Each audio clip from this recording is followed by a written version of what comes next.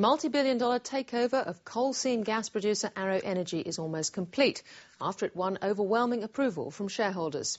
Energy giants Shell and PetroChina will take control of Arrow's lucrative Queensland coal seam gas assets, while the remaining parts of Arrow will be spun off into a new company. Francis Bell reports.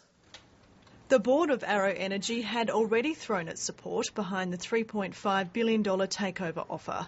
That position has now been vindicated by shareholders, with more than 99% of votes cast in favour of the proposal. I guess probably a good way to describe it is it's a bit like if you were buying a house. Today was signing the contract.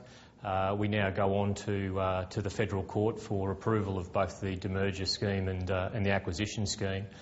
The complex deal involves a split-up of Arrow Energy's assets. Shell and PetroChina will pay $4.70 a share for Arrow's Queensland coal seam gas reserves. Arrow shareholders will also receive a stake in a demerged company called Dart Energy, which will hold Arrow's international assets in countries including China, India and Indonesia, as well as some Australian assets. Dart Energy will be run by Arrow's existing management team.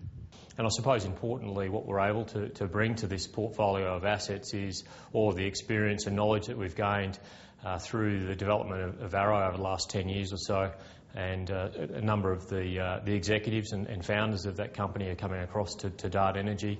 We'll also have a number of the employees that had been working on the Arrow International side. If all goes to plan, Dart Energy will begin trading on the ASX next week. Resources analyst John Young says it's a difficult stock to value because there isn't a lot of detail available on the international coal seam gas assets. We think it's worth about 75 cents per Dart share.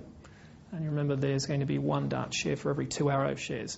At the moment, the way Arrow's share price is trading would imply that the market's, it's imputing around about 55 to 60 cents for a Dart share. That's effectively what's embedded in that. Sean Scott says Dart Energy will be well placed to capitalise on the growing demand for energy in Asia, but he says it's too early to predict which project will be the first to be in production. At the moment, it's probably China and Indonesia that are neck and neck in terms of where they are in the appraisal and development of those projects there. And our targets for the company are really to start to have some commercial production within the next 2 or 3 years.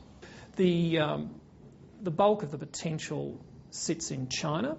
That's, on our numbers, probably about half the potential, and then Indonesia's probably around about a quarter of that at the moment. So I think they're 2 areas that make sense for Arrow to continue to progress that. On the domestic front, the Queensland coal seam gas sector has hit a stumbling block. The Federal Environment Minister has delayed his decision on whether to approve projects owned by Santos and BG Group. In a statement, Peter Garrett said these are the first coal seam gas LNG projects that have been assessed under national environment law, and it's important the potentially significant environmental impacts of this project are properly assessed. Both companies have agreed to provide more information to the Minister by October, particularly on the impact of water produced as a byproduct of the gas fields.